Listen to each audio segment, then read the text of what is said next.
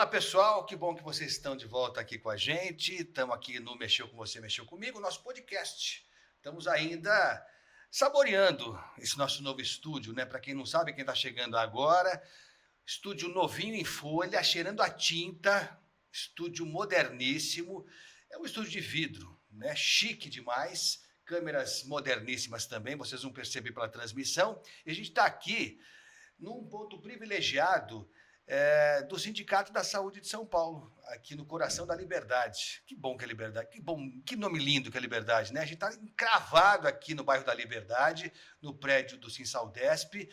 Uma cortesia aqui, uma generosidade do Jefferson Caproni, o presidente do sindicato, que também há uma semana inaugurou a Delegacia Sindical de Saúde, que é um espaço amplo, bonito, arejado, bem cuidado, para atender os associados do sindicato, trabalhadores da saúde, que querem uma orientação sobre uma questão trabalhista, orientação médica. Tem também, olha lá, vou mostrar, vai começar já. O Diego vai girar uma das nossas câmeras para mostrar que elas são especiais. Temos uma academia funcionando ali no fundo. É mole ou você quer mais? Tem gente lá aproveitando. Então você pode vir aqui também. Estamos na rua Tamandaré 393. Convido você, vem visitar a gente aqui. Vem aqui, você entra no estúdio, a gente conversa, fala sobre o que você quiser. Vai ser legal demais. Aliás, o nosso podcast existe para isso, para a gente falar o que vocês quiserem. Vocês trazem para a gente o tema e a gente se compromete. Ó, tá mostrando agora lá, ó. Dá um tchauzinho aí, ó. Aí, tá vendo que legal? É isso assim. A gente cuida da saúde mental, da saúde física e, basicamente, a gente discute assuntos que são relevantes, tá bom? Hoje temos assuntos muito importantes. Vamos falar de vários temas. Falar sobre empreendedorismo, olha que tema da ordem do dia, né? Falar sobre terceira idade, vamos falar sobre futebol de várzea, falar de futebol de várzea também, falar sobre a nossa Zona Leste, tão importante, região, aqui a maior região da cidade de São Paulo. Aqui sobre protesto, quero registrar meu protesto aqui, vamos falar sobre o Corinthians também. Sobre protesto, mas eu sou profissional pra caramba, então vamos falar sobre o Corinthians também, tô brincando, lógico. O que seria do São Paulo se não fosse o Corinthians, o Palmeiras, né? Essa rivalidade saudável, né? Sem brigas, sem violência, é sempre muito bem-vinda. Falar de tudo isso, aí você está se perguntando, bom, tem uma legião de pessoas no estúdio hoje, né? Um monte de gente. Não é bem assim, vocês vão entender já por que nós vamos falar de todos esses assuntos, tá bom? Manda mensagem para mim, para a gente conversar, trocar ideia. Bom, primeiro curte nosso canal, dá um like, compartilha, e você pode mandar mensagem para mim aqui direto agora. Pode mandar. Manda para o meu zap direto aqui, é o 11 97338 1889. 11 97338 1889 para a gente trocar ideias, tá bom? Antes de apresentar o nosso convidado super especial de hoje, cumprimentar nosso anfitrião, Jefferson Caproni, presidente do Sindicato da Saúde de São Paulo. Jefferson, eu tenho que agradecer de novo pela sua generosidade, por ter aberto esse espaço tão legal. Estamos num ponto privilegiadíssimo daqui da Delegacia Sindical de Saúde, nosso podcast. Muito obrigado, viu?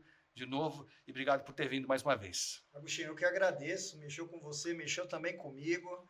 Eu tenho certeza que você já faz a diferença, inclusive posso dizer que todos aqueles, né, que buscam o podcast, buscam realmente levar documentos importantes para a sociedade e só recebo notícias positivas do trabalho que você vem desenvolvendo também com o podcast. Então, quero aqui, em nome de todos os trabalhadores, amigos e também familiares, parabenizar pelo podcast que está sendo sucesso. O último, pelo que eu já vi ali nas matérias, até teve música e tudo mais, já ultrapassou mais de 1000, né, visualizações e pessoas que realmente já estão compartilhando. Então, eu tenho certeza que é mais do que sucesso garantido.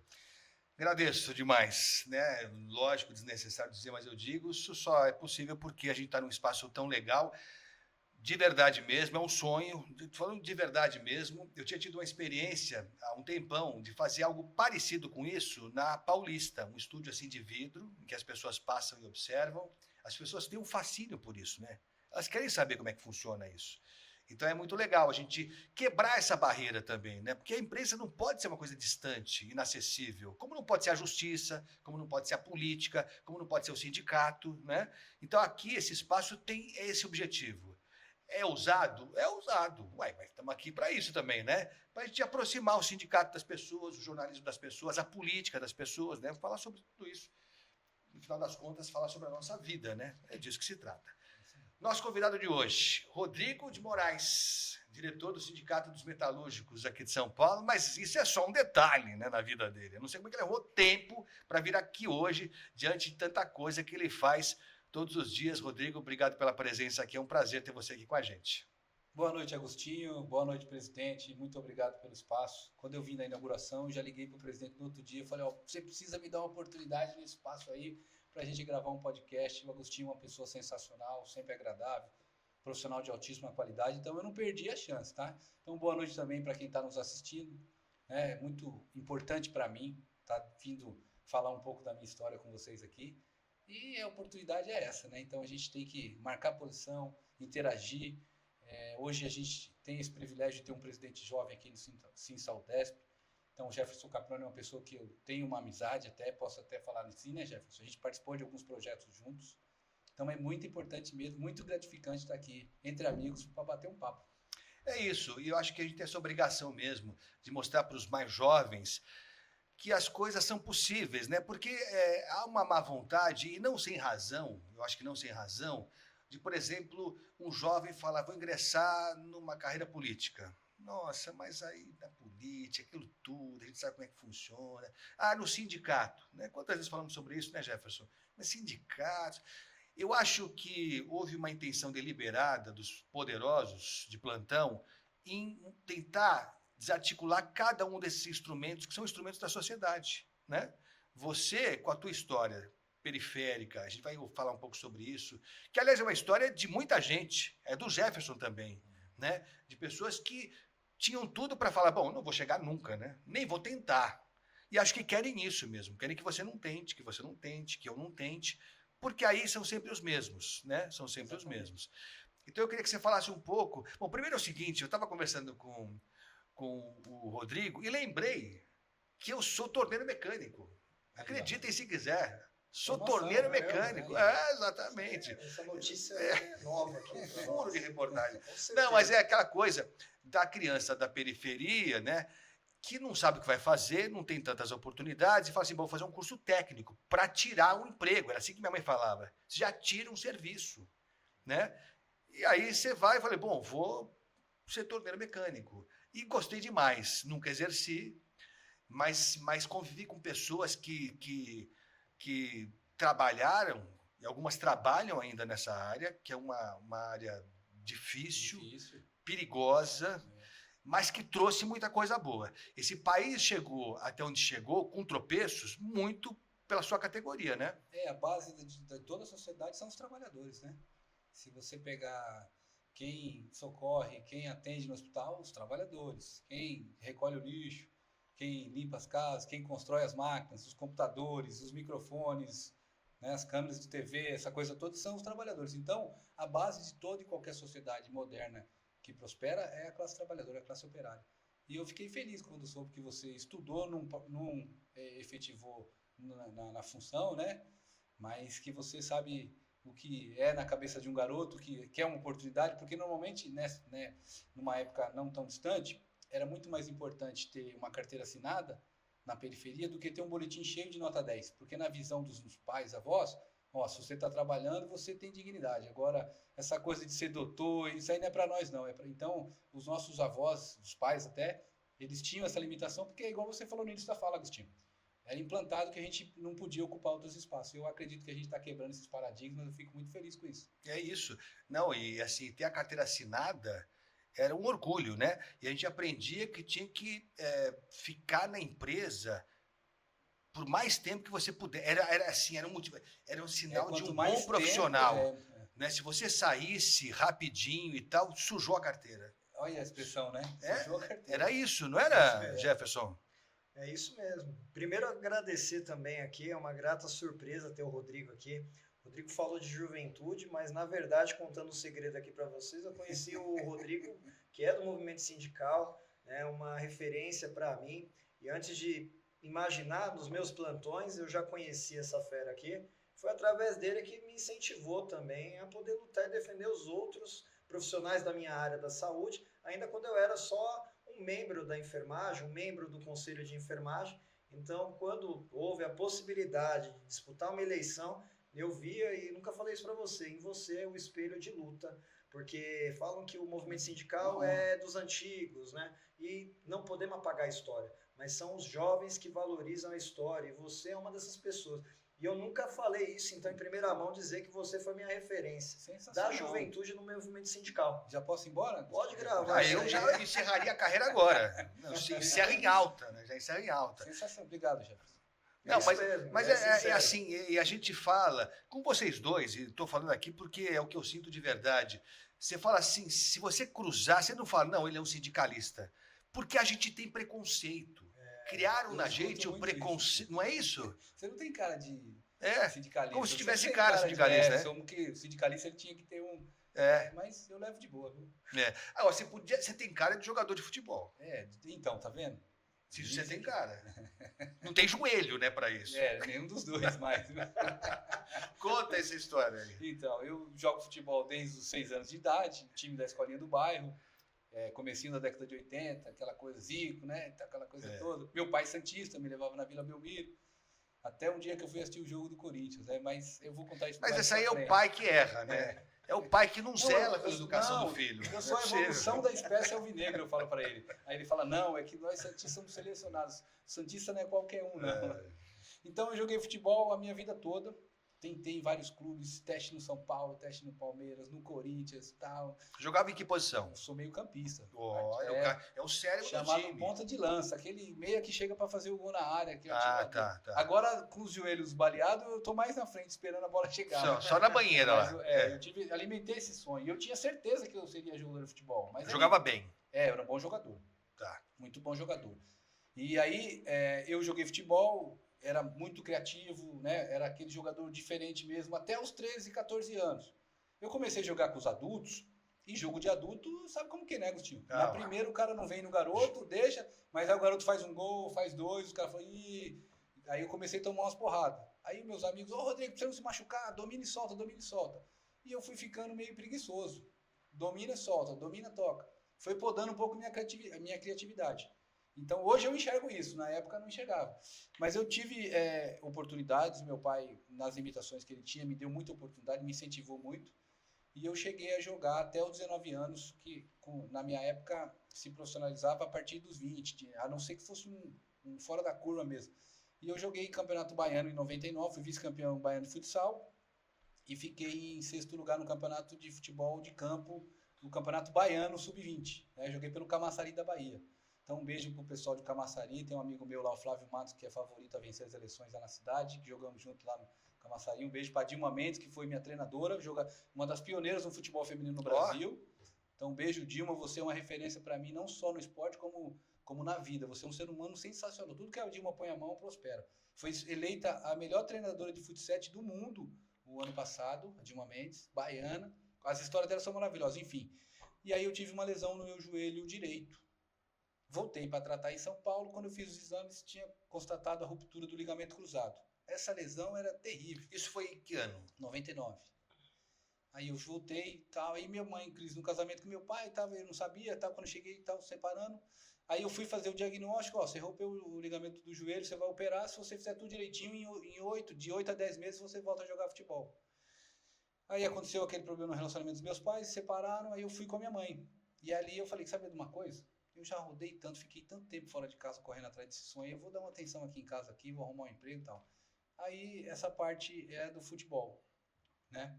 Aí vem a parte do cidadão, que eu fui arrumar... Pode contar já essa parte? Pode, lógico, pode. Aí eu fui procurar... Mas sabe que eu adoro essas histórias. Eu adoro essas histórias. Depoimentos pessoais. Adoro. Biografias eu adoro. Adoro. E adoro biografias que nem sempre têm finais felizes. Ou que tem pelo menos capítulos que não são tão feitos, que são verdadeiras, né? A história da gente nunca é um mar de rosas, né? Mas como diz Nelson Mandela, ou a gente ganha ou a gente aprende, a gente nunca perde. Exatamente então, isso. O futebol me ensinou a ter disciplina, ficar longe do álcool, longe das drogas, fazer amizade, aprender a ganhar, aprender a perder. Eu me considero um fruto do meio esportivo, do futebol, que me condicionou a pensar como eu penso hoje. E você vê, né? A gente não entende. Eu acredito muito em Deus, né? Respeito quem pensa diferente, mas para mim essas coincidências que diz, nossa, que coincidência, que sorte, não tem nada disso. Nada disso. Você pode não entender na hora, mas você vai entender depois. Por que aconteceu isso, não aquilo. E no mais das vezes te indicar o caminho melhor, apesar de você achar que não era.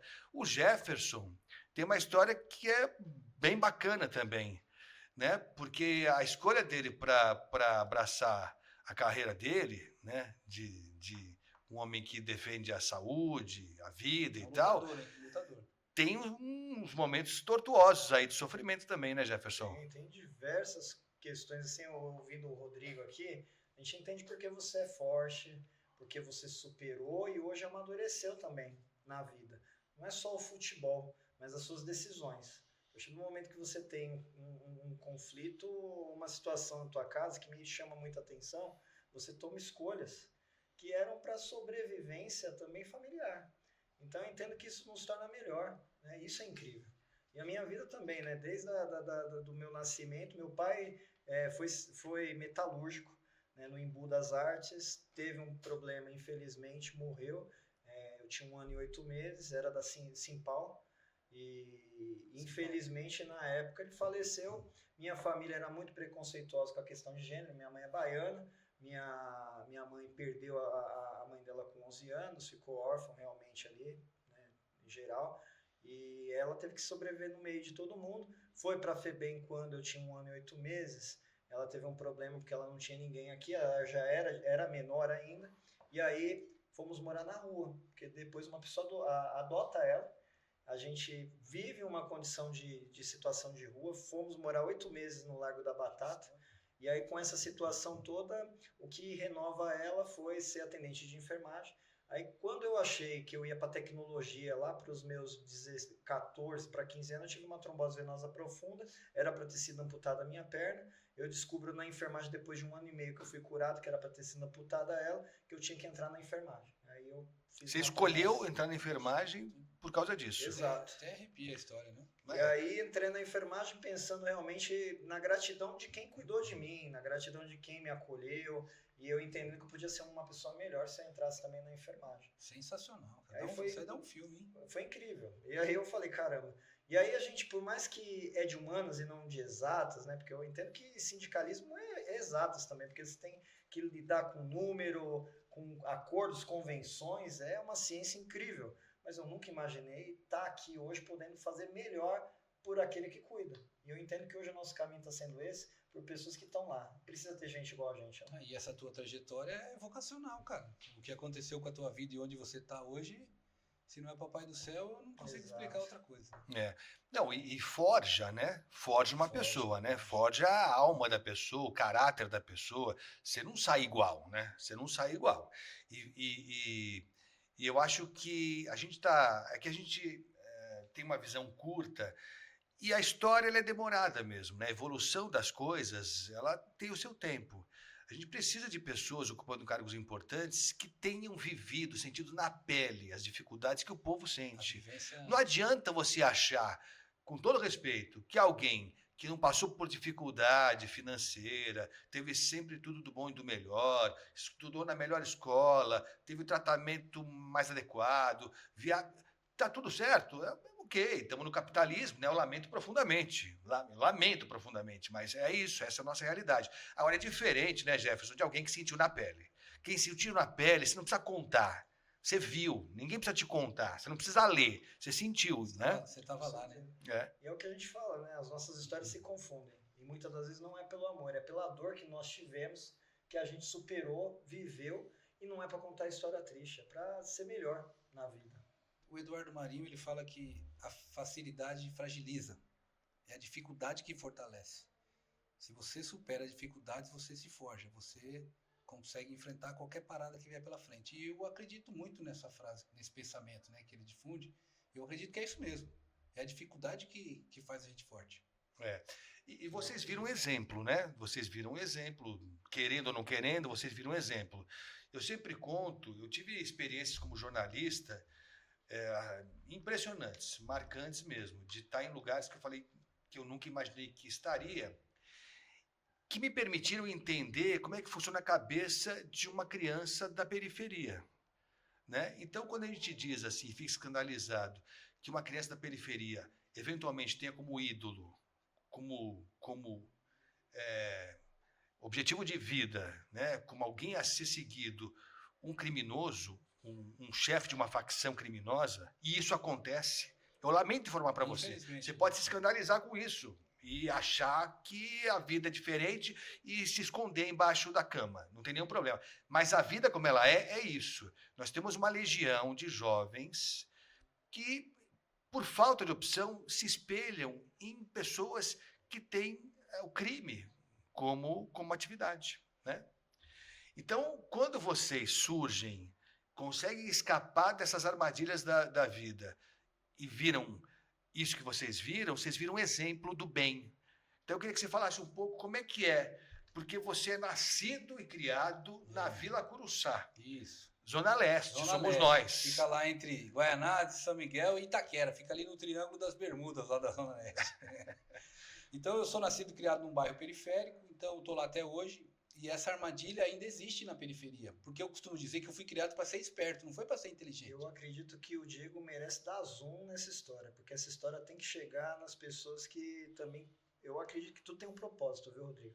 Pessoas têm que ouvir isso aqui que você está trazendo. Então, a gente é criado para ser esperto, jogador de futebol, estava bem com as meninas, aquela coisa, não precisava tirar as notas 10, porque ali passava de ano sem estudar muito. Só quando eu fui arrumar o meu trabalho, meu emprego, primeiro emprego, com diplominha lá do 2º grau completo, o salário era R$ 162.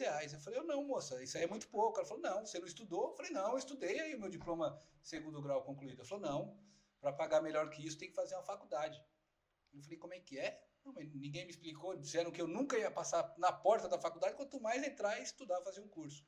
Então ali eu percebi que existe uma armadilha que perdura até hoje com a garotada na periferia, de que não é necessário estudar, se dedicar, aprender os códigos sociais para você ser bem remunerado por eles. Então essa é uma armadilha que existe até hoje. E eu costumo dizer que o ser humano ele é visual. A gente aprende mais vendo do que ouvindo. E por isso que alguns garotos na periferia, eles estão se espelhando em criminosos. Porque os caras prosperam, tem carro, as mulheres bonitas ao redor, tem relógio legal, o tênis que o garoto quer ter está no pé do traficante, está no pé daquelas pessoas, e o garoto vê o trabalhador saindo de madrugada, chegando à noite, não consegue ter nada daquilo, fala, não, eu não quero ser isso, eu quero ser aquilo. Só que ele não percebe o preço que ele vai ter que pagar e só percebe, às vezes, numa situação que já não consegue mais sair. E é caro, né? E é muito caro. E a vida cobra. Não tem como plantar banana e colher morango. Você vai colher o que você planta. Então, eu acho que quando eu saí fora dessa caixinha, que a minha vida desabrochou. Então, já que eu não ia jogar mais futebol, eu falei, vou estudar. Você já disse não para alguma coisa assim, nesse sentido? Ah, já, né? Já teve alguma proposta assim, desse cenário assim? Já fui aliciado, né? Porque quando você desenvolve com a conversa, com a inteligência, né? Como diz os racionais, né? Inteligência e personalidade, mofando, não vou falar o palavrão, mas atrás das grades. Então, essas pessoas, elas aliciam pessoas que têm perfil de liderança, né? Que desenvolvem com a palavra, tem persuasão. Então, eu já fui aliciado. Questão do uso de droga na periferia, a galera do futebol, às vezes... Então, ó, quem não usa droga para fora do vestiário e quem usa para dentro. Às vezes saiu só eu mais um. Mas eu sempre achava que... a minha família, por parte da minha avó materna, eram de 7 tias e um tio. Então eu cresci num ambiente muito amoroso. Às vezes passei dificuldade com comida, essas coisas todas, que naquela época da década de 80 lá, o Brasil tava mal das pernas, né? Pra gente ver um churrasco, um bifinho, era uma dificuldade danada, né? Comprava bandejinha. Para alguns não era. Mas lá na Vila Curuçá, Agostinho, era né? As festas eram aquelas batatas temperadas, que eu adoro, tá? Se eu for num restaurante tiver, eu como só para lembrar de onde eu saí, para mim não esquecer. Então a gente teve muito essa dificuldade, mas eu cresci com muito amor, muito mesmo. Primeiro neto, tudo, a gente era Rodrigo para lá, Rodrigo para cá, tudo era Rodrigo. Então eu tive muito amor. Então eu falo que eu tenho isso para oferecer. Então eu acredito que foi isso, esse amor das minhas tias, da minha mãe, dos meus pais, e da comunidade também, que eu, se modéstia à parte, eu sou bastante querido lá na comunidade, que me afastou dessas coisas, de resistir e dizer, não, isso eu não quero. Eu prefiro ficar com meu tênis rasgado aqui, mas eu não quero participar disso aí não, porque isso aí não é para mim. Você sabe que o teu relato é muito parecido com de algumas pessoas que eu já ouvi, o Marcivan da CUFA, da Central Única das Favelas, um abraço para o Marcivan, grande figura, precisa vir aqui precisa vir aqui falar com a gente. Ele foi traficante, ele comandou uma legião, ele conta isso, é de arrepiar. Hoje você vai lá, em Heliópolis, o trabalho que a CUFA faz é um negócio de maluco. A Arena Heliópolis é a coisa mais linda. Que coisa né? mais linda. Não é possível que alguém vá até lá e não se emocione. Quer dizer, dá para fazer, né, Jefferson? É fácil? Não é fácil. Não é fácil. O poder público ajuda como deveria? Não ajuda como deveria. Tem dinheiro? Não tem dinheiro também. Tem para outras coisas, para isso não tem. Mas dá para fazer. Isso que tem que mostrar, dá para fazer. Dá para fazer. E, na verdade, para fazer, tem que ter realmente uma história igual a sua, porque é através dessas histórias que a gente consegue mobilizar outras pessoas a acreditarem. O Rodrigo falou aqui sobre esporte, falou sobre a questão do bem maior que é a família, mas principalmente a questão do que significa ele acreditar nele, no sonho dele. Porque, na verdade, tem muito mais gente para desacreditar do que para acreditar. Verdade. E no momento que você fala, não, eu vou fazer, vai acontecer, eu enxergo isso, eu mentalizo muito as coisas, né, que eu quero fazer. E aí eu vou para aí, eu gosto de umas boas brigas, sabe? Eu gosto de enfrentar uns gigantes aí de vez em quando. E aí a gente tem uns amigos que ajudam bastante, né? Mas eu acho que é isso mesmo, você mentaliza e você acredita no seu sonho. Eu gosto de ouvir muito uma música do Emicida, né? Que fala Levanta e Anda. Ele fala, se você não acreditar em você, nada acontece. Você é o maior representante do seu sonho na face da terra. Então vai, cara. Vai. Não, e o conceito de derrota precisa ser revisto. Precisa ser revisto. Derrotar, ser derrotado não é quando você tenta e não alcança. Não é essa a ideia. Derrota é você não tentar. Desistir daquele. Exatamente. É você entregar o ouro sem tentar. Eu já ouvi vários relatos de muita gente, e eu vou repetir isso, porque eu tenho ouvido de tanta gente. Esse sindicato aqui tem mais de 80 anos, né, Jefferson? 89 anos. 89 anos.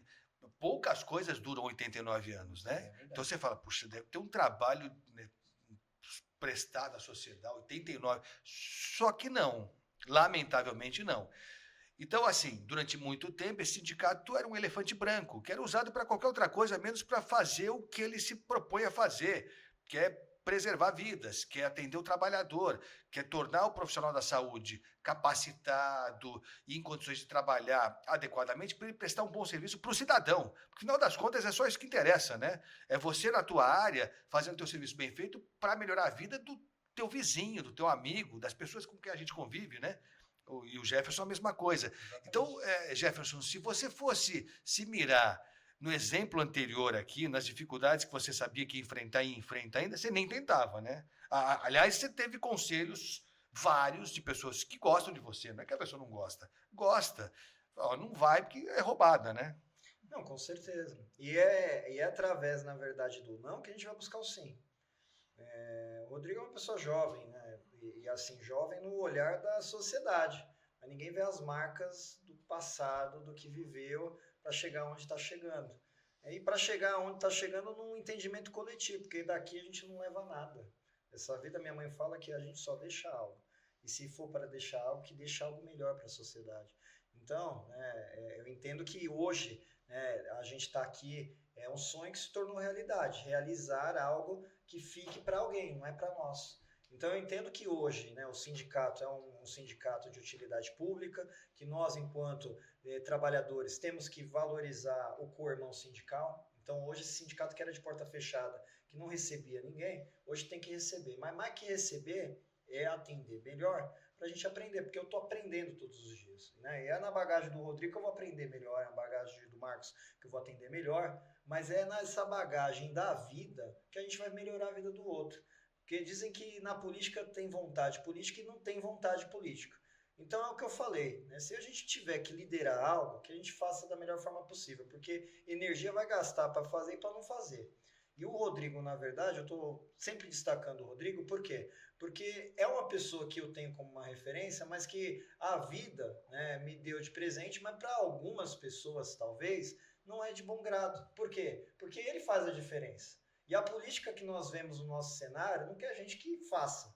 Que é gente que seja realmente ali um empecilho na vida de outras pessoas. Você fala muito da Vila Curuçá, né? Eu tenho lá o bairro do Campo Limpo, onde eu sou nascido e criado, mas eu tenho certeza que essas raízes que te movem para você fazer melhor. E é isso que me move todo dia, me cobra de fazer melhor. Porque eu não acordo para errar. Na enfermagem, na saúde, a gente não pode errar.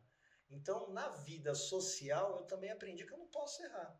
Eu não tenho dúvida, né, que essa referência hoje aqui está sendo o Rodrigo. Eu estou trazendo aqui porque Deus deve ter um propósito para a gente ficar falando tanto em pessoas que importam para nós, que importam para outras vidas e que talvez nem sabe que a gente existe, mas que a gente vai deixar as nossas escrituras aí do bem.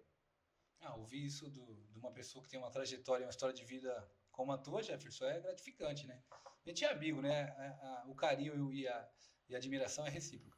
Mas é isso, eu acho que a periferia precisa saber que ela pode. Essa coisa de que, não, isso não é para mim, o que não é para você, cara? Você pode qualquer coisa. Se alguém construiu, você pode copiar. Se alguém fez, você pode fazer. Senão você pode criar também. Então, a periferia não é carência, é potência. Se der oportunidade para os garotos... Eu sou um garoto dos mais comuns que existe. Eu queria ser jogador de futebol, estudei pouco, só que uma hora minha chave virou. E aí eu fui perceber que é a oportunidade, que é o estudo, que é a qualificação, que é você se relacionar com pessoas que já estão num outro entendimento da sociedade. Eu costumo dizer que eu saio para uma região central como aqui na Liberdade, num espaço privilegiado, maravilhoso como esse. Parabéns, viu, presidente? Você está indo cada dia melhor. Para voltar para a Vila Curuçá, para a nossa quebrada lá, e falar, eu estou trazendo novidades, eu tive com pessoas assim, é assim que está funcionando, é assim que a gente está fazendo lá. Então, eu costumo dizer que a gente tem que levar as melhorias para a nossa região, a gente tem que levar realmente esse desenvolvimento, levar um depoimento teu, a tua história de vida, quando a gente chegar lá, agora lá no bairro, lá na quebrada, falar, tem um presidente assim, assim, assado, a história de vida dele é essa daqui. Então, serve como exemplo mesmo e inspiração, porque a gente não é diferente de milhões de pessoas que estão nas periferias da cidade, né, Jefferson? Com certeza. Se nós chegamos aqui, foi porque a gente acreditou em nós mesmos, primeiramente, né? Agradecer a Deus pela nossa vida, que sem essa daí, né? Sem o sim do Papai do Céu, eu acho que nada acontece. Mas a gente também teve essa obstinação e falou, não, eu vou chegar. E sem também capacidade não se faz, né, Agostinho? Porque o Jefferson, ele é modesto, mas ele é uma pessoa extremamente capacitada, preparada e corajosa. Corajosa. Eu vi de perto. Corajosa, aposta no taco dele, ele sabe o talento. Eu acompanho, tem gente... Sempre tem, né? Sempre tem gente que não torce muito, sempre tem, mas é mais gostoso assim. E tem uma coisa que é o seguinte, né? Depois de um certo tempo, você fala assim, eu vou ser jornalista para quê, né? A troco do que eu vou ser jornalista, né? Porque o salário que eu vou ter, eu já sei mais ou menos qual que é. Eu não vou ficar milionário, senão eu tenho que fazer outra coisa. Esse negócio de sucesso, fama e audiência, é tudo tão frágil isso. Falando de coração, de verdade mesmo. Eu tive a oportunidade, mais do que eu mereci, inclusive, chance de viver situações que você fala é legal e tal, mas é legal no primeiro dia, no segundo, no 10º dia, não é tão legal.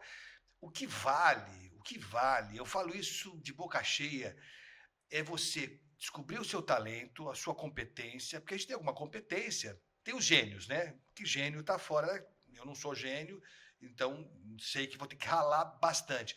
Mas é você descobrir o que você sabe fazer e fazer isso valer alguma coisa para outras pessoas. É só isso que tem sentido. Então, assim, é o Jefferson que achou que na saúde ele se daria bem, entendeu? Teve um perrengue desgraçado na pandemia, quase morreu na pandemia, entendeu? Olha, pergunta se ele quer mudar, se ele quer fazer alguma outra coisa na vida. Não quer fazer outra coisa na vida. Eu vou falar assim, pô, esse cara é maluco. Não é possível que ele... Não é mesmo? Mas isso chama convicção, isso chama certeza, né, do que você veio para fazer nessa vida. É vocacional. Não é? Não tem outra explicação, Agostinho. É vocacional. Quando a pessoa tem um nível de dedicação como tem o Jefferson, as pessoas falam para mim também, pô, vai pra praia com a sua família, mas você fica aí se metendo no problema dos outros, fazendo projeto, fazendo isso, vai curtir sua vida. Eu falei, eu tô curtindo a minha vida. E o que você sente?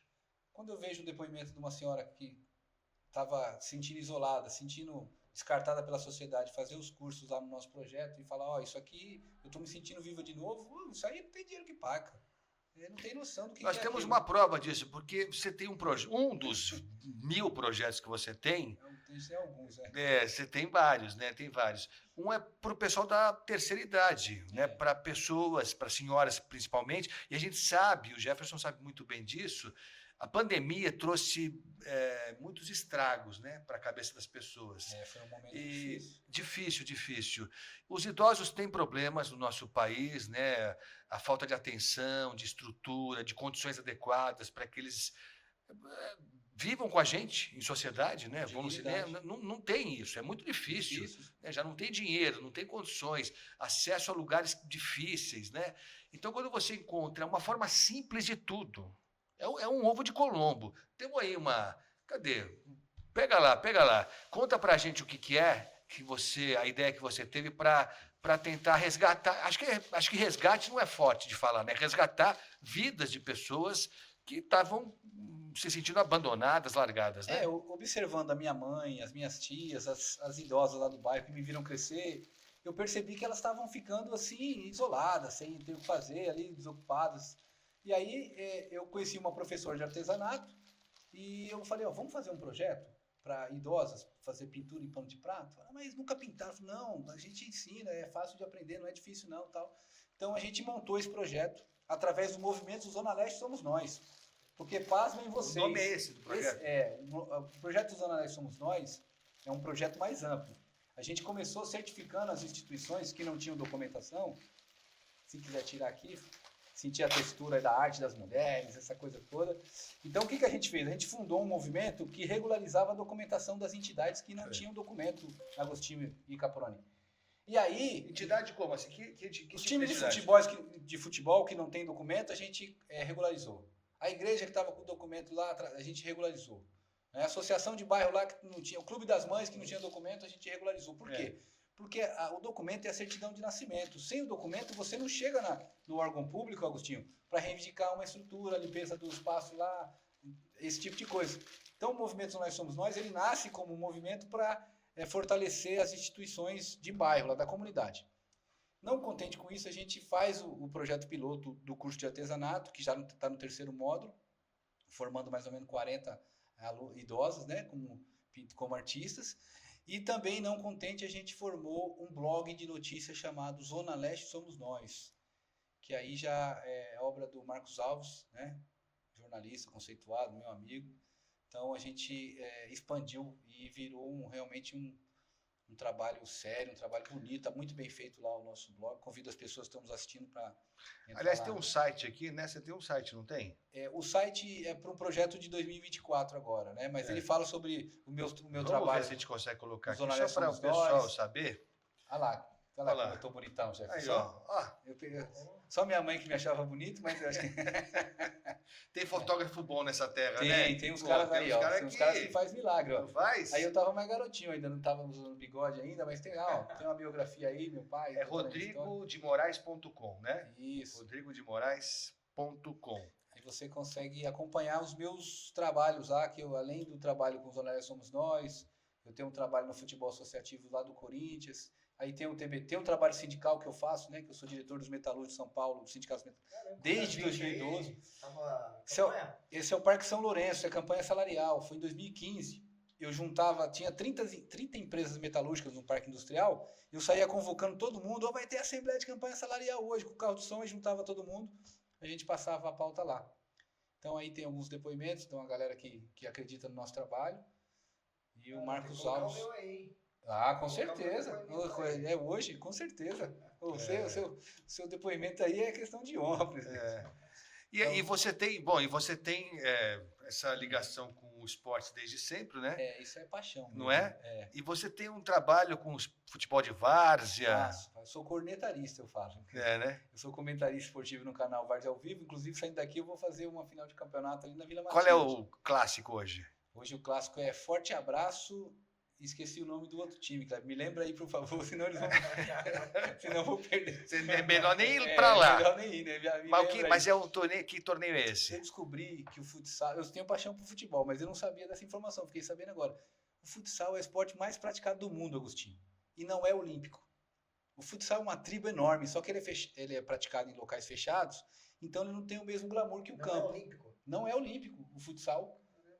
E aí eu faço poucas transmissões de futsal, eu admito aqui para vocês, porque eu consigo acompanhar eles mais no finais de semana, porque eu acordo muito cedo e os jogos que eles transmitem são tarde da noite no meio da semana. Então eu vou mais no futebol de campo, na Supercopa Zona Leste, que fica ali no bairro do Iocuné, que tá as arenas estão reformadas. E é um detalhe importante, tá? A Várzea Paulistana, ela tá pagando muita conta, tá sustentando muitas famílias. Os jogadores que foram profissionais ou não foram profissionais, eles estão treinando durante a semana porque os clubes de várzea estão pagando a diária para esses jogadores jogarem para as equipes e eles voltam com dinheiro para casa, para fazer a feira, para comprar, fazer a compra no mercado, pagar o aluguel, essa coisa toda. Então a Várzea Paulistana hoje está movimentando muito. E eu recebi um convite dos meus amigos lá, então mandar um abraço pro Marião, pro Cachamarli, pro Cezinha, para toda a equipe lá do Várzea ao Vivo, que eu faço lá os comentários na Supercopa Zona Leste. E interessante que depois que eu comecei a comentar jogos, Caproni, eu não erro mais um passe no comentário, né? Sim, eu só erro os lógico. passes quando eu tô no campo, mas lá no comentário eu não erro nada, enxergo tudo, sempre dou um palpite acertado ali. É porque lá de fora é fácil, né, Agostinho? Caramba, tem comentário aí? Não, eu acho que eu não trouxe nenhuma imagem. Eu faço as entrevistas com o craque do jogo no final do jogo, tal, aquela coisa. E é um tipo de narração bem humorada, com a linguagem da periferia. A gente fala umas dias, ô família, salve família, estamos aqui e tal, essa coisa bem popular mesmo, que eu acho que identifica mais com a galera lá. E é muito gostoso. Às vezes fico cansado, mas eu me divirto muito nesse trabalho com o Várzea ao Vivo. E além do Várzea ao Vivo, eu sou associado do Corinthians, né? Salve Corinthians, o maior do mundo. Essa parte a gente podia pular. Na edição você corta essa parte, tá? Não. Os corintianos do estúdio não. Então eu fui pro Parque São Jorge em 2015, agora está completando 9 anos. E aí, com essa influência sindical nossa, eu praticamente já comecei a participar da vida política do clube. E aí fui para o departamento de futebol associativo, através da turma, fui eleito assessor pela turma do Chefão, um abraço para a rapaziada da turma do Chefão. E depois eu fui assessor do departamento de futebol. Me destaquei rápido ali, fui para o departamento. Hoje a gente organiza um campeonato com 1.170 associados. Imagina aqueles caras, torcedor do Corinthians, alguns frustrados com o futebol ali, todo jogador de futebol frustrado e tal. Imagine como que é aquele campeonato. Inclusive o presidente joga o campeonato com a gente, é meu parceiro de ataque lá na turma do Chefão. Qual presidente? O Augusto Melo. Vai ter corintiano e vai querer que você dê uma entrada... Não, mas fica calmo que a gente vai acertar as coisas daqui a pouco. Tá bom. Tá certo. Diz que o corintianismo é num momento de crise que a gente Não, mas cresce, isso é fato. Isso é fato. Os números mostram... A paixão que o corintiano tem pelo futebol é coisa de louco, né? O São Paulo, a torcida do São Paulo, no estádio, que hoje 50 mil, todo joguinho dá 50 mil no Morumbi. Cresceu demais no período mais crítico do São Paulo. Mas que quase o São Paulo foi rebaixado, né, no Campeonato Brasileiro. O torcedor, ele percebe que é ele ou é ele. Ele tem que voltar para dentro. Né? E aí me sugere uma questão, Jefferson. Essa consciência que o cidadão tem de que ele é responsável pelo time dele, eu acho bonito isso. Eu acho lindo isso. De verdade mesmo. O cara achar que ele gritando lá... ele vai fazer aqueles caras correrem mais e faz. Essa consciência falta em outras áreas, né, Jefferson? Falta. Faz todo sentido a gente falar sobre isso, né? Porque quem torce traz e emana energias, né? E as energias a gente percebe quando vai para um jogo, vai lá, né, no Rio de Janeiro, no Rio de Janeiro, e aí você vê lá São Paulo jogando, a torcida do Flamengo lá, quem ganha? Muitas das vezes os estudos vão indicar a torcida que é o Flamengo que está lá na casa dele. Sim, sim. E o mesmo acontece aqui, quando vem, né, jogar com o Palmeiras, e aí o Palmeiras ganha aqui porque está na casa dele. É a energia da torcida. Já pensou esse engajamento no sindicalismo ou na política, presidente? Se tivesse essa mesma paixão em fazer, em colocar o sindicato para frente, em colocar os políticos para melhor, se tivesse esse engajamento da população com essa questão política sindical que é tão importante para a vida dos trabalhadores da população, né? Eu não conheço muito bem, mas eu percebo pelo seu engajamento que a torcida, ela trabalha internamente ali entendendo quanto que entra de investimento para o time, quem são os patrocinadores, quem é que está sendo patrocinado, e a torcida tem direito à voz, tem direito a votar muitas das vezes e faz todo sentido ali para o resultado, até de cobrar a diretoria pelos resultados. A mesma coisa as causas sociais e econômicas, né? Como a gente vai conseguir melhorar se muitas das vezes a gente não está nem a favor do sindicato, que tem que discutir, debater com o patrão. Porque a gente só vai melhorar um dissídio, que não é dissídio, é reajuste salarial, Exatamente. através do debate, da discussão e mostrando o tamanho da torcida a favor do salário, da dignidade que nós vamos debater. Eu costumo dizer, Agostinho e presidente Caproni, quando eu vou nas assembleias, eu falo, ó, vocês acham que a gente não está aí... trabalhador sem sindicato é igual time que joga sem goleiro. Você pode ter 10 craques aí na linha, mas na hora que o adversário chutar de qualquer lugar no campo, seu goleiro não existe ou está despreparado, você toma o gol. Então você tem que fortalecer o sindicato. Nós somos a retaguarda do trabalhador. É isso. Eu acho que a gente precisa encontrar um mecanismo para... O presidente Lula faz isso com maestria, né? Ele sempre usou o exemplo do futebol para explicar coisas que ele queria explicar. Exatamente. Sempre. Porque ele sabe que isso o cidadão comum sabe. Assimila mais fácil, né? né? Ele entende, né? Ah, tá na retranca, tá no ataque, ele faz essas coisas, porque eu acho que a gente precisa aprender a trabalhar isso. Porque a gente chegou num ponto no futebol, olha que coisa interessante. O ingresso para o estádio de futebol está muito caro, como regra está muito caro. E hoje, estranhamente, as torcidas vibram quando aparece a arrecadação no final do jogo, trocentos milhões que deu aquele jogo. O torcedor vibra como se fosse uma vitória dele. Ele pagou. Mas você vê como é a relação afetuosa do torcedor, que ele não se incomoda de pagar. Ele tem uma relação tão afetiva, tão amorosa, tão apaixonada com o time dele, que ele paga. Ele paga. Aqui ele não paga. Para o sindicato ele não paga. Para todos os sindicatos ele não paga. Porque, por algum motivo, e são vários, o sindicato não desperta, como regra, né, não desperta essa paixão. Não é capaz de fazer com que o cidadão fale, não, eu vou investir esse dinheiro porque eu sei que é o meu sindicato. É o sindicato da minha categoria. É o que vai me defender. A gente precisa encontrar essa conexão aí, né? Esse encantamento, né? Boa ideia, né? O sócio torcedor do Sim Saúde. Mas é isso. Eu acho que se os trabalhadores, em sã consciência, não perceber o ataque que a gente está sofrendo depois da reforma trabalhista, do dia 11/11 de 2017, o que aconteceu com as categorias, né? Essa situação de desacreditar as instituições. Isso é uma armadilha das maiores para tirar os direitos. O sonho do empresário, gente, é pagar salário mínimo sem direito nenhum. Tem uma empresa que fabrica esses chinelos famosos aí que os artistas anunciam, que tem 22 mil funcionários na cidade, lá no Ceará, no estado do Ceará. E dos 22 mil funcionários, 21.800 são operadores, ganham salário mínimo. Tem 200 cargos de chefia que ganham um pouquinho a mais. Então o sonho do empresariado, não é só no Brasil não, em vários lugares do mundo, é pagar o salário mínimo e seco, sem nenhum tipo de benefício ou de estrutura. Porque tem que ser o mínimo, né? Se tivesse algo menos que o mínimo, eles queriam pagar menos que o mínimo, né? Que é o mínimo, tem que ser o mínimo. Eu já contei essa história aqui. Nós estamos na Liberdade, no bairro da Liberdade, e as pessoas falam, por que é Liberdade o nome, né? Então você fala assim, é o bairro oriental de São Paulo, né? Mas essa é a imagem que vem automaticamente. Mas a história da Liberdade, esse nome Liberdade, vem de uma história muito anterior dessa região aqui, que era usada uma praça, chamava Praça da Forca, o Largo dos Enforcados, que depois virou Praça da Liberdade. Ali muita gente foi enforcada porque lutava contra a escravidão. Eram rebeldes que lutavam contra a escravidão e que foram enforcados aqui, do nosso lado.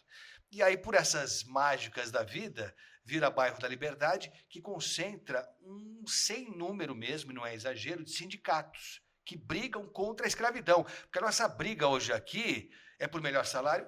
Por melhores condições de vida? Mas é menos que isso. E não é exagero falar que é escravidão moderna, escravidão dos salários. Exato, né? Porque é uma escravidão, não é? Eu costumo dizer que é ciclo de 15 dias, Caproni. Você recebe dia 5, paga as contas dia 6, está devendo dia 7. Você recebeu o vale dia 20, pagou o restante das contas no dia 21, está preocupado dia 22. Então você vive microciclos de 15 dias. Os trabalhadores não têm condição de se preparar, de se estruturar, de investir um pouco mais na família, no estudo dos filhos, no lazer, na cultura, nessa coisa que desenvolve o ser humano, né? A gente é fruto do meio que a gente vive. Então, se o pai de família, se a mãe de família tem mais de um emprego, sai de manhã e chega à noite, qual é o convívio que está tendo com esse filho? Qual que é as experiências, as trocas, as vivências que está acontecendo nessa casa, nesse lar? Então, é muito difícil mesmo. A gente está num momento muito difícil, né? A regra do jogo é essa, como você disse aqui, acho que estava batendo um papo fora do ar, mas eu acredito que essa coisa de não valorizar a mão de obra é uma herança maldita mesmo dos 350 anos de escravidão que o Brasil viveu. E até o Gessé Souza escreveu um livro, né, O Racismo que Criou o Brasil. Eu indico essa leitura, que é um livro que a gente vai compreender muitas atitudes que a gente vê, que a gente às vezes inconscientemente, no subconsciente, às vezes repete, dessa situação de desvalorização da mão de obra, da pessoa. Valoriza a coisa, mas não valoriza a pessoa que fez. E a gente só valoriza, Agostinho, Rodrigo, quando a gente está perdendo algo ou quando a gente observa que a nossa vida não é tão boa. Agora a gente está vendo aí, infelizmente, o que está acontecendo no Rio Grande do Sul. Pessoas morrendo, Lamentável, né? É triste e lamentável a notícia que eu recebi hoje de manhã, que um colega nosso estava tentando salvar uma criança, a criança dentro do bote, e aí a criança pediu para pegar um boneco. Quando foi ver, o boneco não era boneco, era uma outra criança. Né? E ele pediu para acabar ali a operação, porque ele estava na operação. Os nossos amigos no plantão dentro de uma UTI, e aí eu falo, olha como é a vida dos nossos trabalhadores. Dentro de uma UTI, teve que sair de dentro da UTI porque estava alagando dentro da UTI e morreu pessoas dentro da UTI. Inclusive uma com morte encefálica que não dava para transferir, e a outra trabalhadora, e uma outra pessoa que por conta de uma crise de depressão tentou suicídio e também estava grave dentro daquela UTI e morreu. E sabe quem estava lá cuidando dessas pessoas que não são lembradas? O sindicato. Por quê? Porque o sindicato tem colônia de férias, graças à luta sindical, e está acomodando essas pessoas dentro, né, do berço sindical, dessas colônias que não são mais colônias. Estão colonizando pessoas que estão passando por uma situação difícil. E estou falando em nome também da Força Sindical, porque a Força Sindical, né, estadual pediu e está pedindo arrecadação e está conseguindo muita ajuda, porque de cara, né, a gente sabe que tem umas limitações governamentais que trata que o dinheiro é para obra, que é para questões, e quem é que está buscando arrecadação para ajudar de cara? E na iniciativa foi os representantes sindicais. Agora, cantores, a mídia, está todo mundo falando, mas de cara, quem realmente atingiu e provocou essa solidariedade toda foi a gente nossa. É porque é o nosso DNA, né? Então, parabenizar o presidente Danilo e o presidente Miguel Torres, que já de start já falou, não, a gente tem que entrar nessa, a gente tem que fazer a campanha, já deram esse start, né, para a gente arrecadar com os trabalhadores, com os metalúrgicos, com as outras categorias também. Então, porque está no nosso DNA a solidariedade. A nossa história de vida, como diz o Agostinho, a gente é fruto do meio que a gente viveu, então provoca isso de imediato. A gente não tem um efeito retardado. Não é por pressão. A mídia, não, a gente já tomou iniciativa, então está na nossa essência, Jefferson. Você falou sobre o oxigênio, sobre o tempo de vida ali que o trabalhador tem, e nesse momento ele vai ter que ser socorrido por pessoas como nós. Exatamente. Gente da gente, porque senão não vai conseguir. Porque o dinheiro que ele tem ali é só para o mês, não era para uma emergência dessa. E agora é gente nossa que vai ter que se ajudar. Agora uma coisa tem que ser dita, viu, Agostinho? Nós temos que voltar a respeitar as forças da natureza. A humanidade é uma das espécies que está provocando a sua própria extinção. Então, eu acredito que as autoridades, não é balela, tá? Esse negócio de que a Terra é plana, esse povo negacionista aí, antivacina, essa coisa toda, não entra nessa, gente. Isso aí é quase uma limpeza étnica, parece, né? É uma coisa realmente provocada para levar as pessoas à ignorância e, consequentemente, à morte. Vamos cuidar do nosso sistema, né? Vamos cuidar do nosso meio ambiente, porque os sinais estão claros aí, todo mundo tem um pouco de responsabilidade nisso, inclusive nós. É isso. E agora é a hora de atender as pessoas, socorrer vítimas, tirar as pessoas de áreas de risco, preservar vidas. É isso mesmo, o momento é esse. Agora, não se iluda não, hein? Muita gente que está aí agora, aparecendo na TV, foi omisso. Tem governador omisso que está há muito tempo no governo, lá no Rio Grande do Sul, e foi alertado mais de uma vez. A hora não é agora? Não, agora vamos salvar a vida, resgatar, né? Equipes de resgate do Brasil inteiro, até de fora do país estão vindo para cá. Vamos salvar o que for possível, né? A gente tem que cuidar de quem ainda pode ser salvo. Na sequência, é cobrar quem recebeu dinheiro público, e não é de hoje, e não fez coisa nenhuma. Agora aparecer na TV pedindo auxílio e tal é muito fácil. Mas tem governador que está há muito tempo, tem prefeito que está há muito tempo aí, entendeu? Então, vamos, a gente precisa tomar cuidado com esse discursinho fácil. lamentar a morte, choveu mais. Não choveu mais do que o esperado. Já se sabia que ia chover porque o clima está realmente alterado por nossa culpa. Por nossa culpa. Então a gente tem que escolher melhor os nossos representantes. Basicamente é isso. Chorar os mortos, a gente vai chorar. Mas sempre sabendo, isso é que dói, que dá para ter sido evitado. Boa parte disso era evitável. E eu vou falar, viu, Agostinho, com todo respeito, mas a gente fala muito do executivo. Mas quem tem que fiscalizar é vereador, é deputado, e realmente não pode ser omisso ao que está acontecendo.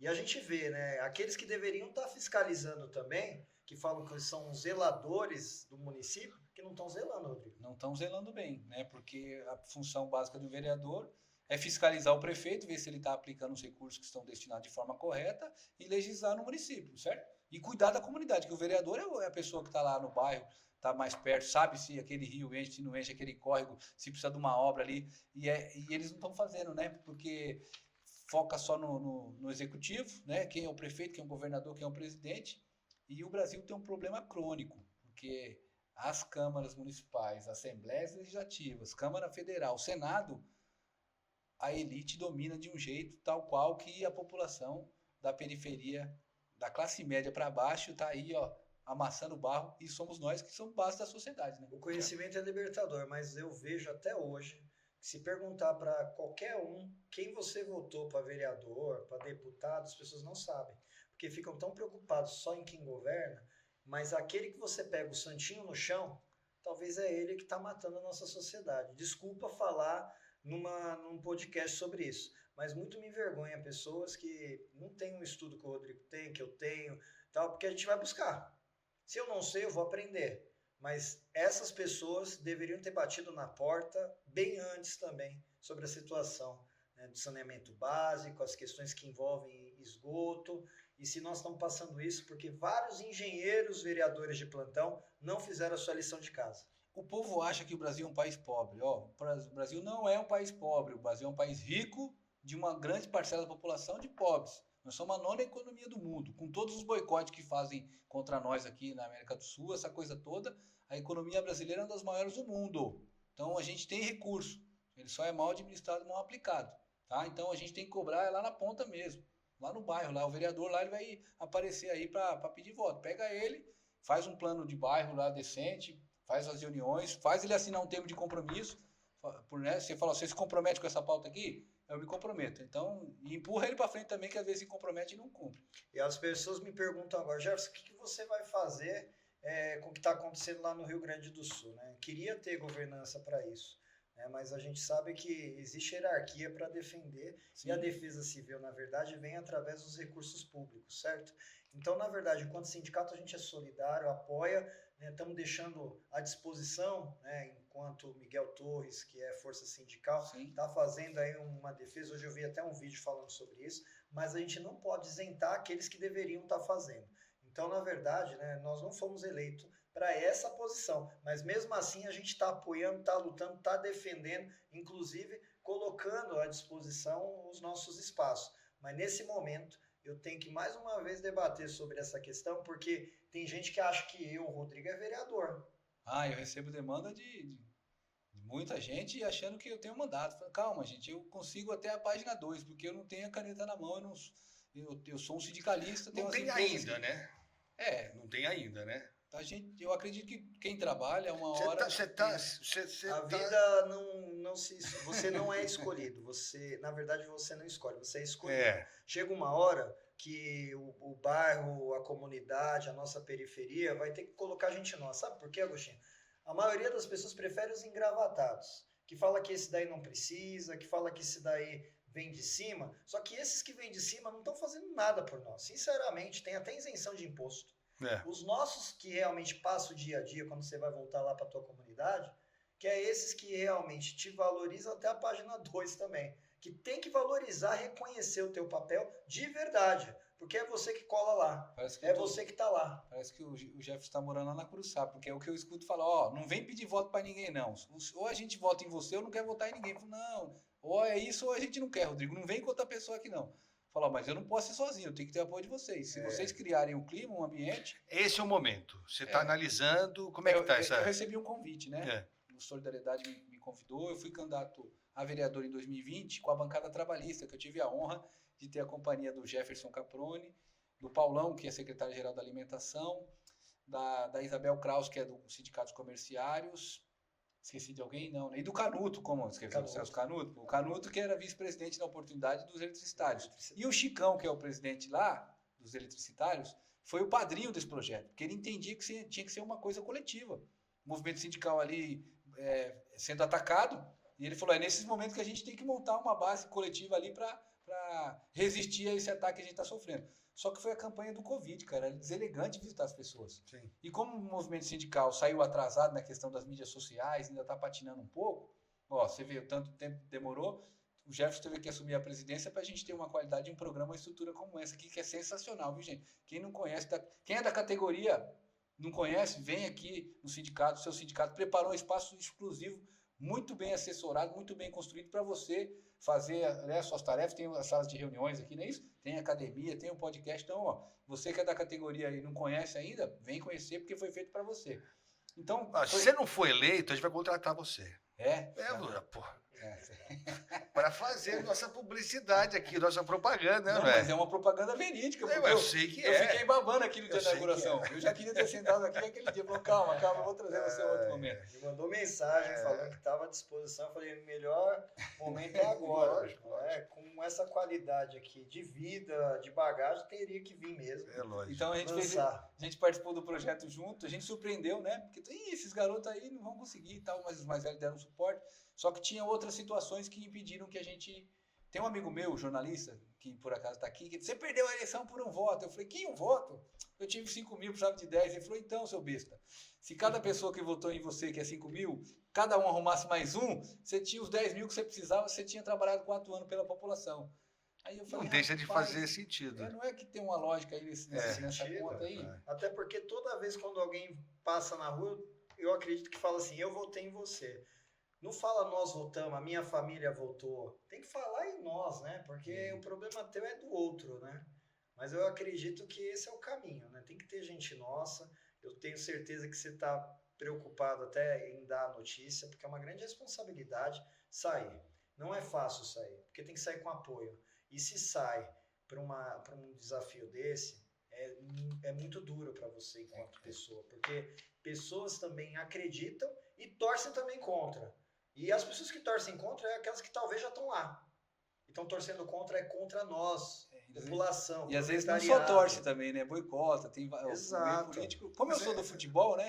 Essa disputa... Mas é mais gostoso. Eu levo ela de boa, né? Eu costumo dizer para os meus, vamos se divertindo na caminhada, que a gente não sabe o que vai dar lá na frente, mas vamos se divertindo, falando com seriedade, lógico, fazendo um trabalho sério, um trabalho honesto, mas com seriedade. E também com alegria, com leveza, né? É lógico. A gente tem que se divertir, senão não vale a pena. Senão, para que estamos aqui, né?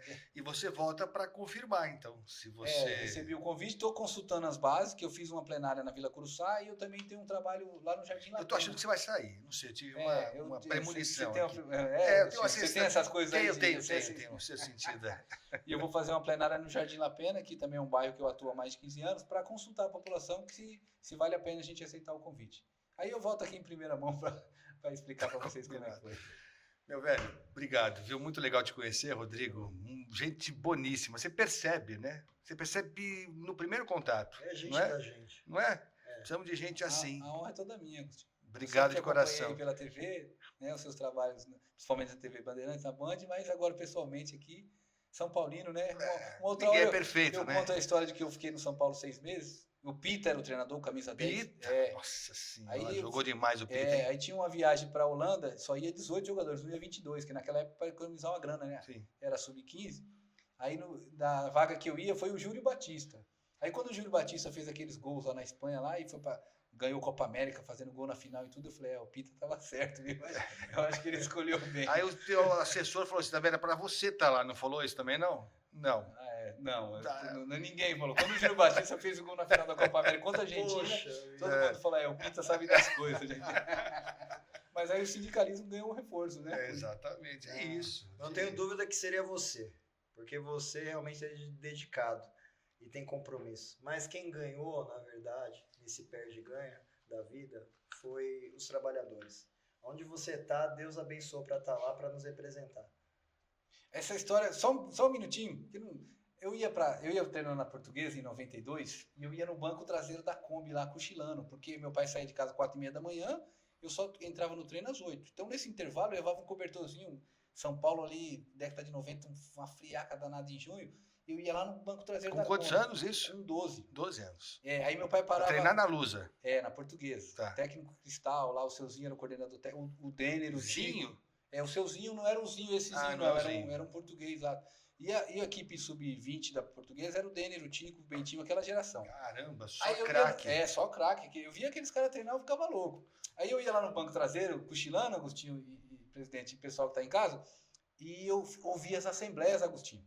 Meu pai parava ali na Parda, ali nessas fábricas aqui da Moca, para fazer as assembleias. Então eu acompanhava as assembleias, propondo greve, aquela coisa toda ali, meio Cabeça do moleque vira um trevo, né? meio sonolento. Com 12 anos, essa profusão de informação, olha, isso faz toda a diferença. Só que quando eu peguei o microfone pela primeira vez na porta de uma fábrica, é como se eu estivesse fazendo aquilo desde os 12 anos de idade. Parece que estava tudo no meu subconsciente. Mas ele tá no DNA, velho. Eu peguei o microfone, eu falei, rapaz, os caras, você já fazia isso? Eu falei, não, eu vi meu pai fazer isso aí a vida toda, então Que lindo. tava tudo intrínseco e aí eu desenvolvi rápido, né? Isso é lindo. Mas isso vamos mesmo. deixar para um próximo programa, né? Que a gente já conversou bastante. É. Bom, deixar vocês agradecer, viu? Obrigado. A gente que agradece. Pô, Obrigado, foi show viu, demais. presidente? Eu que agradeço, meu irmão. Ei, você é Parabéns sensacional. aí. Tô te acompanhando, tô te Vai apoiando. trazer notícias boas pra Se nós. precisar de mim, você sabe que pode contar, né? Com certeza, sempre. Tá bom? Agostinho, Muito uma honra velho. estar aqui com vocês, tá? Obrigado, viu? Foi ótimo. Sensacional. Sorte pra você Uma aí. lembrancinha tá bom? para chegar em casa Oh, e isso- justificar o atraso. Isso aqui tá? tem um valor. Você Tem, consegue tem, imaginar? Eu tem. vejo a senhorinha Tem a pintando textura. isso aqui. Quando Eu você consigo toca- imaginar. Quando ela você pintando. toca numa textura dessa aqui, Isso aqui só tem coisa boa. tem um sentimento. Aqui, Não, né? só tem só energia boa nisso aqui. Né? Só pode ter energia boa. Obrigado. Jefferson, foi show. Obrigado, velho. Quero agradecer, Agostinho. E para encerrar, não poderia deixar de dizer aqui sobre a prática antissindical. Primeiro, semana passada eu estava em Suzano, numa Assembleia dos Trabalhadores que supostamente já tinham assinado de forma arbitrária, né, demissões, porque a Santa Casa aprovou um contrato com a prefeitura para alugar a Santa Casa para a INTS, que é uma organização social. A sugestão do Ministério Público é que a Santa Casa, os representantes da Santa Casa, teriam que procurar o sindicato. Procurou o sindicato, colocou a gente numa sala com várias câmeras para dizer para nós que os trabalhadores, 91%, já tinham assinado de forma arbitrária as suas demissões, deixando claro que estavam retirando direito, um PDV para retirar direito, para parcelar em 60 parcelas o FGTS e em 12 parcelas a rescisão. Sacanagem. Fizemos essa reunião dizendo que era perigoso eles fazerem isso, os trabalhadores foram supostamente coagidos e estavam assinando, na verdade, uma carta de demissão, tirando o direito, talvez nunca mais tendo que trabalhar em Suzano, porque na verdade a imagem deles, eles são munícipes e viveram a vida inteira, 20, 30, 40 anos dentro da Santa Casa. E aí, eles colocaram para nós uma preocupação, porque o Ministério Público pediu, fizemos a reunião e dissemos, vocês deveriam começar do zero, porque o sindicato aqui é o representante. Os advogados deles, que advogam, defendem ele, é o sindicato.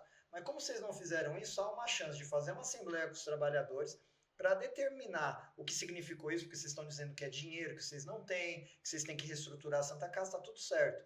Mas esses trabalhadores vão ser integrados nessa nova INTS, esses trabalhadores vão receber tudo que tem com as correções e a multa, que desde 2007 esses trabalhadores não têm FGTS depositado em conta.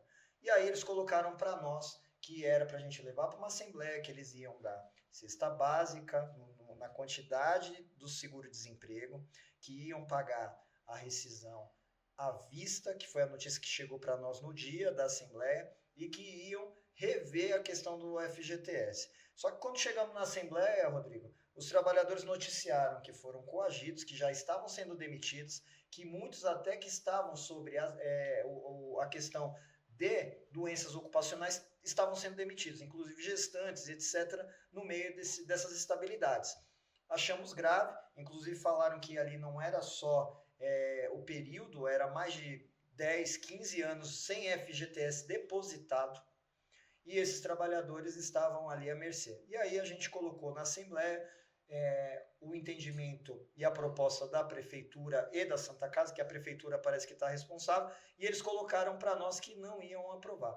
Foi recusado a proposta da empresa e nós, enquanto sindicato, temos também competência, marcamos uma reunião no dia de hoje com a empresa para mostrar em ata de reunião o que significa a nossa prestação de serviço também, né, para os trabalhadores e para a instituição.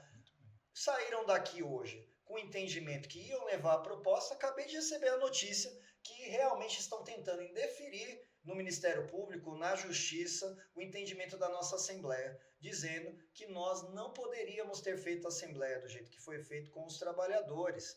Então, Agostinho, hoje eu sei que a gente ficou aqui trabalhando educadamente, com muito respeito também àqueles que trabalham na Santa Casa na administração, mas hoje eles estavam aqui, poderiam muito bem ter dito que ia sair daqui para ir para o Ministério Público, porque nós temos esperança nas pessoas e não fizemos isso contra os administradores. Porque, para mim, quem não deve não teme. Mas se fez isso, está fazendo isso contra os munícipes, está fazendo isso contra a Santa Casa, que é o bem maior do município, e também contra os trabalhadores. Poderia muito bem ter falado que não aceitava e que ia tentar fazer um novo acordo, e não colocar em exposição o trabalhador, porque expor o sindicato está tudo bem, mas vocês estão expondo a vida de familiares, pessoas que nesse momento já me falaram que estão prestes a perder tudo, porque não tem garantia nenhuma de pagar aluguel, de conseguir manter a geladeira e também a condição dos seus filhos. Então, é muito sério isso. Tem gente com filho PCD que falou que não sabe nem como que vai pagar o tratamento do seu filho, com problemas especiais, com situações especiais. Ou seja, Agostinho, receber essa notícia, peço desculpa, Rodrigo, finalizar um podcast desse com uma notícia triste, que os nossos trabalhadores agora levaram um tapa da cara da nossa sociedade com uma questão dessa. Falaram que está entrando mais de 1,5 milhão para os cofres da Santa Casa, que preferem alugar a Santa Casa e demitir esses trabalhadores. Isso é triste. Então eu peço que continuem aí denunciando o que vocês estão denunciando, porque ficou claro que realmente o que vocês estão trazendo para o Ministério Público é grave, é sério e é verdadeiro. Bom, vocês lembram que a gente falou agora há pouco da escravidão, né? Da escravidão. Então é isso. Então você junta uma prefeitura, junta uma empresa, né? E administradores, CEOs, né? Gestores, né? Do alto da sapiência deles todos, e decidem, porque eles dizem que tem um déficit mensal de R$1 milhão há não sei quantos anos. Quer dizer, quem é o responsável por essa dívida? Quem é o responsável? Vamos achar quem é o responsável, né? Agora, junta a Prefeitura de Suzano, a administração da Santa Casa de Suzano e mais essa empresa, né, que quer administrar, quer entregar esse patrimônio para uma empresa, porque é uma empresa. A gente fala organização social, parece bonito. É um CNPJ, é uma empresa, é um CNPJ. É isso. Junta esses três entes, empresa, administração da Santa Casa de Suzano e a Prefeitura de Suzano, e decide que para sanear, você demite funcionário. É isso. Descarta. A solução é descartar vidas, entregar para o olho da rua famílias. Essa é a solução brilhante que encontraram. Lamentável, né? Só tem uma coisa a dizer, presidente. Mexeu com você e mexeu comigo. Isso aí. Toma à disposição. Valeu, pessoal. Foi ótimo. Foi tudo ótimo. Foi maravilhoso. Foi inspirador mesmo ouvir vocês dois, de verdade, de verdade. E esse final é necessário. A gente vai para cima deles, porque não vai ficar assim, não. Eu acompanhei essa reunião e, assim, para além de tudo, é de uma deselegância. Eu podia falar uma coisa mais feia aqui agora. Eu, nos bons tempos, falaria uma coisa bem mais feia. Mas é de uma deselegância saindo daqui, cumprimentando e depois atravessar a avenida e procurar desqualificar a Assembleia.